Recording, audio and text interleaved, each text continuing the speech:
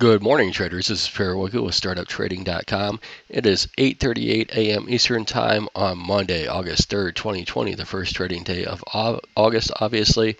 So, as we look to the week to see what's going on, this week I think there are going to be two key events. We're going to have ISM today at 10 and another ISM Wednesday at 10 that could be impactful to the markets.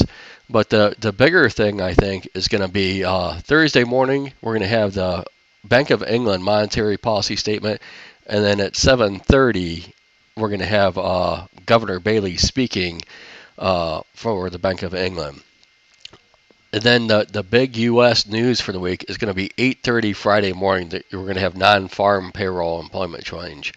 So those are going to be big events for the day or for the week. Earnings this week. This is the last through Thursday is the last onslaught of earnings, and then it really slows down after that. There's really even nothing notable Friday morning as far as I'm concerned for earnings. So we've got that going on. If we look at I'm going to slide down here to the year-to-date charts. So if we look, we can see the S&P 500 finally crossed the Mendoza line, or the positive for the year to date. So NASDAQ has been positive after the dip all the way back since basically the end of April. It's been positive for the year. So now the S&P is joining in. The Dow and the Russell still lagging, but not too much. If we look at the actual numbers year to date, we've got the S&P up 1.25%. The Nasdaq is up almost 25%. The Dow is now down 7.4%, and the Russell is down 11.27 coming into this morning. So, looking at where we've come from that COVID drop on basically that started on February 20th, we still have a gap from February 21st, which is a Friday, through the 25th. That was the 24th, that was a Monday, and we're going to finally be opening up in that gap. So that gap actually goes up all the way to 33.28 is the bottom of the range for the bell from that Friday, and it actually closed at 33.40. So 33.28 to 33.40 is the end of that gap. And we do have, we completely skipped over, some prices that had traded basically back on January 24th, and then again on February 4th. So as we zoom into really the more recent action here, what we've got up here is this gap, and really it's this 33.39 gap, and on the along the way we could hit 32.96, 33.0675, and this is really the target of where we broke down from. So just keep that in mind as we're looking at where we think we're going for the week. What pace could we be at? What's going on? Overnight action so far has been 31.25 points.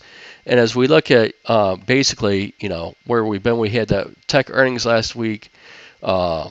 On Thursday, coming into Friday, we had a shake and bake, nothing really to look for, but just pure market manipulation on driving it down and backing up to just to shake everyone out, and now we're opening up above that Friday close. So really leaving some bears scratching their heads, as they have been for the last 13 years. No big change there. And as we look, go back to July 15th. This is the vaccine gap up, and if you look, this purple line I've got going here right around 31.90. This is which we are, basically 95 points ahead of right now. As we look at that, it's never been, been able to be broken through. We haven't returned back into the range underneath this since then, and every time we get down there, we just keep rejecting it and going back higher. Now with the big tech earnings, we've got that all positive going for us. So if we just look at level 4s, which is one thing that I like to look at each day, bottom of the range 31.58. That's a slim chance today. We'll have a hard time getting back down to Friday's low at this point in time, which is 32.12 half. And then we got 33.69, which is the top of this, which is above that 33.40 gap fill. So that is definitely, potential for not only this week but today. I don't know if, in fact, it is going to be today that we're going to actually end up completing the gap fill. But keep in mind, with today being the first day of the month, we got the Sunday gap that's going to be, it's at 20 points right now, so it's over 10, and those only fill about 23% of the time. Mind you, the last two gaps that we've had up on Sunday nights, though, they have both come back down and filled at the later end of the day. So what's happened the last couple times is we've shot up out of the gate, we've consolidated in a tight range, and then we've collapsed back down. So this is the little like horseshoe or hook that we've gotten on the last two Sunday night, Monday night, Monday bell open gap ups. So keep in mind about this pattern, and don't be too complacent. Not to say that we're gonna, do it 3 times in a row, because as soon as you think you got the market figured out as a predictable pattern for something, so arcane as what I'm showing you right now, the market will surely screw as many people as it can. So as we come up here, just look at, this. Now, we do have non-farm payroll coming in Friday morning, and we have the Bank of England coming in on Thursday morning. So as we look at really what's going on there, we can, see the landscape there. Are we going to want to get too much of ahead of ourselves before that, or is it really just a big tech? So that's the battle. Are we waiting for more information? It does not appear to be the case so far this morning, in my opinion. So looking back, I'm just showing to Friday's low at the bottom of the range. We're seeing, we're above these. We had trades go off above the bell high of the day in these blue boxes on Friday after the close, before the session closed. So these blue boxes are the out of position longs from Friday that were initiated. Of course, a lot of that was the short squeeze continuance into the close on Friday, but some of these are new trading positions, because there's only 4 things you can do, right? You can go long, you can go short, and you can open your position, and you can close your position. So some of these, some of the buying was shorts closing, right, to exit the market. That's the short squeeze. But you also have some new initiated longs that I'm sure went off in here as well. So these are areas to watch to see what is going on. Right, that's going to be your first barometer. So getting back into a negative read on these 3 indexes, I'm not so concerned with the Russell, but on the rest of them, the NASDAQ, the ES, and the Dow, getting back into negative territory is really going to be, bearish. And, of course, that's where the gap fill is. But we have filled down to value area low. Not only did we, fill the gap, but we closed substantially lower on the days on these Monday pop and flops lately. So keep that in mind. For the Dow, right, the ES and the NASDAQ have both closed their double distributions. The NASDAQ had a triple distribution 2 Thursdays ago. The ES had a single. We're, obviously above those. The Dow is still below its distribution. So watch the Dow to see if it can actually join it into strength above. The bottom or the top of this lower distribution is 26,632. The top of it is 26,718, and I've got this marked on the grid for you. So getting basically up into this area of the chart and above is going to confirm longs, right? Rejecting from here on the Dow and going down from there, right? That's going to be weakness, and we'll see if that pulls the rest of the markets. But if you see resistance here that can't be overcome, what we'd like to see is the Dow. If you're long, this is what you want to see. If you're bullish, you want to see it break up above here and never get back below 26,632 is really what you want to watch for. So looking at the sequences, of course, starting with the session and, really at this pop at, 6:40 a.m. Eastern time, when we've broken the shorts and really starting to be aggressive to the upside. So that's the ES, very aggressive to the upside. You've got the Nasdaq, you know, modestly aggressive to upside, and the Nasdaq is, actually in a micro extension long that I'm looking for from right around 10,956 up to 11,475, and it is holding that right now as we speak. And Russell is even more dominant to the upside. It has not looked back since it hit this low at 1467.80. It has just skyrocketed off of that this morning. So looking at the ES, I have no technical indicators on the longer term profile other than what I've already shared with you that I'm watching on that gap fill and those other high volume nodes that have yet to be tested. So if we look at the Nasdaq next, so we can see with the Nasdaq, I'll back out of here just a smidgen. 10,940 was key to get over, and we got 11,058 half is really the high, and you can see how there's been sellers up here, multiple times. So that's really going to come up in less than 100 points from now. We'll see, what the response is.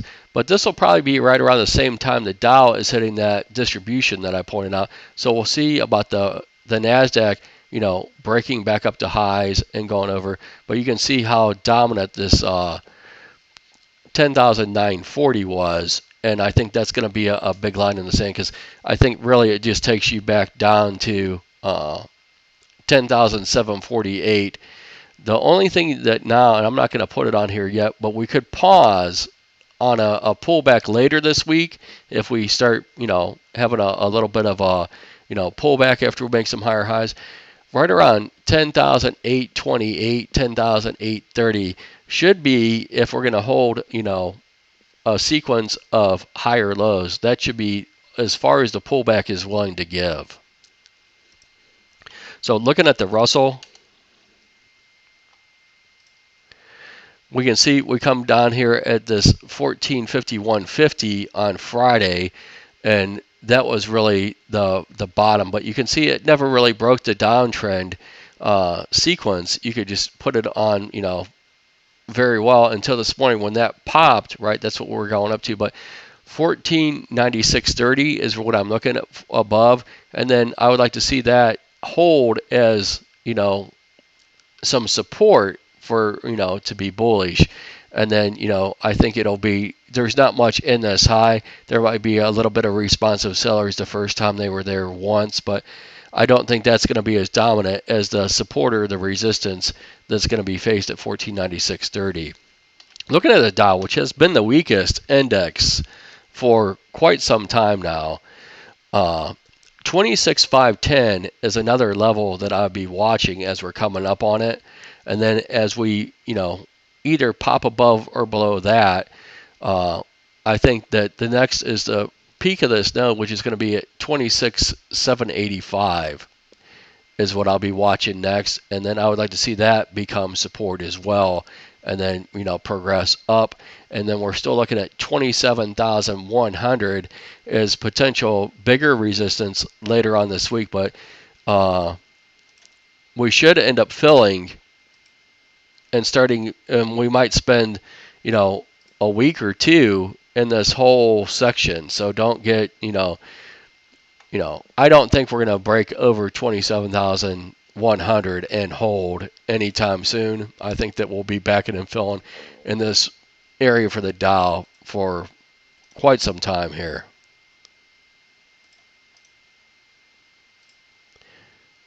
So looking back at all the indexes and just putting a wrap on the thoughts, and I'll give you, before we do that, I'll go ahead and give you those other high volume nodes. It's 3296 for the ES, then 3306.75, and then we're really looking for 3339.5 above that. I'm sorry, wrong chart. So as we look at these, it is definitely the Bulls' day to lose, as it has been the previous 2 Mondays that we've gapped. We had a start. I wouldn't say it was a gap and go. We had a start for the AM session, and then from the 2 to 4 session, I split up the day basically for the first 2 hours of the day, from 9:30 to 11:30 to noonish, 2.5 hours. I look for that as the euro coming to an end, and then looking to see what's happening. Then we have pretty much like the lunchtime doldrums from basically 11:30 to 12 is the start of the doldrums until about 10 till 2 in the afternoon. So from 10 till 2 until the 4 o'clock close, that's really the other session that tends to drive stuff. That's where we failed on these gap and craps, right? We've went up in the morning, we've consolidated over lunchtime, and then we lost it each of those previous days. So not to say that we're going to have a third time do that, but just be aware that has been the pattern on these Monday morning gap ups recently. I hope this helps. And remember, you're really watching 26,632 and 26,718 for the Dow. Those levers are going to be key reads for me today in the session. I hope this helps. If you like this type of technical analysis, give the video a thumbs up, and I will post the overnight value areas for you guys on Twitter as well as in the Discord room, and we'll see if we get a little additional information out of that today. You guys have a great day, and I'll talk to you